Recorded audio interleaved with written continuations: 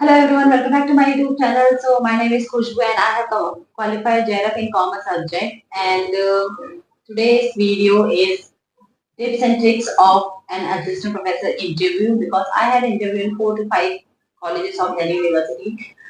To of that experience, I will tell you the tips and tricks. What are the points you have to follow? You have to remember in your mind before the interview.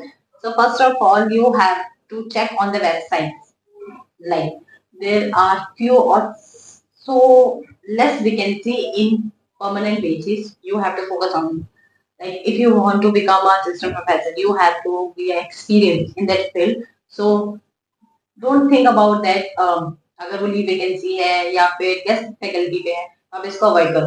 आपको एक अच्छी opportunity है experience gain करने की, तो आपको time to time जितने भी कॉलेजेस हैं उनकी साइट्स पे चेक करना है। कहीं पे भी गेस्ट फैकल्टी या फिर वैकेंसी में या फिर एड ऑफ वैकेंसी पे कोई भी पोस्ट निकली है या नहीं, तो ये चीज। देन उसके बाद आपको क्या करना है, अपना इंट्रो तैयार करना है अच्छा सा, ज्यादा लंबा नहीं होना चाहिए, 1 मिनट या 2 मिनट का इनफ है। क्योंकि सबसे पहले इंटरव्यू पैनल में वो आपसे ही पूछेंगे इंट्रोडक्शन, लाइक आपने पोस्ट ग्रेजुएशन कहाँ से की है, ग्रेजुएशन कहाँ से की है, कोई आपका एक्सपीरियंस है, आपने नेट और जेआरएफ कितने टाइम्स में क्लियर किया है, स्कूलिंग कहाँ से है, किस मीडियम में, ऑल दीज थिंग्स। और मतलब इस बात का भी इम्पैक्ट पड़ा है कि आपने रेगुलर से की है या फिर ओपन से की है, सारी चीज उसमें मेंशन करनी होती है। अगर आपके पास एक्सपीरियंस है तो वो भी शेयर कर सकते हो। देन उसके बाद second thing is the dressing sense. अगर आप मेल हो तो आपको फॉर्मल क्लोथ ही पहने हैं, मतलब जीन्स वगैरह अवॉइड करना है, फॉर्मल क्लोथ पहने, प्रॉपर लाइक फील आना चाहिए इंटरव्यू का, हाँ कि आप इंटरव्यू देने जाते हो। एंड फीमेल कैंडिडेट्स को suit and sari with decent colours, आपको डार्क डार्क कलर्स नहीं पहने, डिसेंट कलर होने चाहिए इंटरव्यू में जब भी आप जाते हो। तो अब थर्ड थिंग इज आपको अपना मेन सब्जेक्ट पता होना चाहिए, क्योंकि सेकंड इंट्रोडक्शन के बाद आपसे सेकंड क्वेश्चन वो यही पूछेंगे कि आपका जो मेन सब्जेक्ट है वो क्या है। For example my main subject is accounting, सब आपने अपना मेन सब्जेक्ट बताया तो उससे सारे के सारे क्वेश्चंस पूछेंगे जितने भी उससे रिलेटेड, उसी क्वेश्चन उसी सब्जेक्ट से पूछेंगे। बहुत डीप में पूछेंगे वो आपसे क्वेश्चन, ये नहीं कि आपको सिर्फ कंसेप्ट पता है तो आप बता देंगे, बहुत अंदर तक, मतलब एक होता है ना गहराई तक पूरे क्वेश्चन को आपसे पूछेंगे, डीप क्वेश्चन। अब then they will ask, for example आपका जो मेन सब्जेक्ट है मार्केटिंग, बट उन्हें जो टीचर चाहिए वो फाइनेंस का चाहिए, तो आपसे पूछेंगे कि आप फाइनेंस पढ़ा सकते हो या फिर नहीं पढ़ना सकते हो, तो आपको हाँ बोलना है क्योंकि आपने फाइनेंस पढ़ रखा है।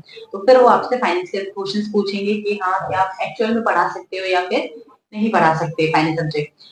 ये हो गया। अब इसके बाद आपको क्या करना है, कुछ और भी बातें हैं जो आपको ध्यान में रखनी है। फॉर एग्जाम्पल कि जब आप बात करो तो बी कॉन्फिडेंट, मतलब ऐसा नहीं कि आप नर्वस हो जाओ। आप अगर किसी भी क्वेश्चन का आंसर नहीं दे पा रहे हो तो उनसे बोलो कि sir I will take time to give answer, मतलब आप थोड़ा सा टाइम लेके उनको बता सकते हो, या फिर आप उनको इजीली बोल सकते हो कि सर मुझे नहीं आता है, मैंने नहीं पढ़ा, but I will try to find out this answer और I will know about this.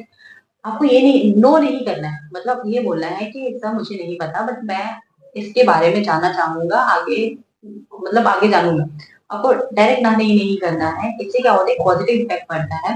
और सेकंड थिंग, अगर आपको कोई आंसर नहीं आता तो आप बोल दो कि सर मुझे नहीं आता है, गोल गोल मत बातों को घुमाओ, क्योंकि जैसे जैसे आप गोल गोल बातों को घुमाओगे वो आपको इंटरव्यू से बाहर निकाल देंगे, तो आपकी आधी कहानी तो वहीं खत्म हो जाएगी। तो ये था इंटरव्यू क्वेश्चन। देन उसके बाद आपको क्या करना है कि वहां पे एक टेंशन रहती है कि हुआ किसका सिलेक्शन, तो वहां पे सिलेक्शन का कोई भी मतलब नोटिस वगैरह वो अपलोड नहीं करते हैं साइट्स पे। तो आपको क्या करना है, आपको कॉल का वेट करना है। जैसे I had interview in 4 to 5 college, I have to wait. अगर किसी की कॉल आती है कि हाँ इस कॉलेज से आती है कि आपका interview, क्योंकि आपको साइट में पता ही नहीं चल रहा है, क्या करोगे आप? आपको हर एक कॉल रिसीव करनी है, चाहे वो जंक कॉल हो चाहे कैसी भी कॉल हो। और सबसे ज्यादा इम्पोर्टेंट, आपको कॉन्फिडेंट रहना है, ये नहीं सोचना है कि परमानेंट वैकेंसी नहीं है या फिर परमानेंट नहीं होगी। आपको ये सारी बातें ध्यान रखनी है क्योंकि एक्सपीरियंस मैटर करता है इन एकेडमिक स्किल्स। और as an assistant professor, like आपके पास एक्सपीरियंस है बच्चों को पढ़ाने का, चाहे वो प्राइवेट यूनिवर्सिटी हो चाहे वो पब्लिक यूनिवर्सिटी हो। सो ये सारी बातें आपको ध्यान रखनी है जो मैंने अपने इंटरव्यू के टाइम पे शायद ना की हूँ, बट आप इन फ्यूचर भी कर सकते हैं। एंड अगर आपको ये वीडियोस इंफॉर्मेटिव लगती है तो please do like and subscribe my channel and thank so much.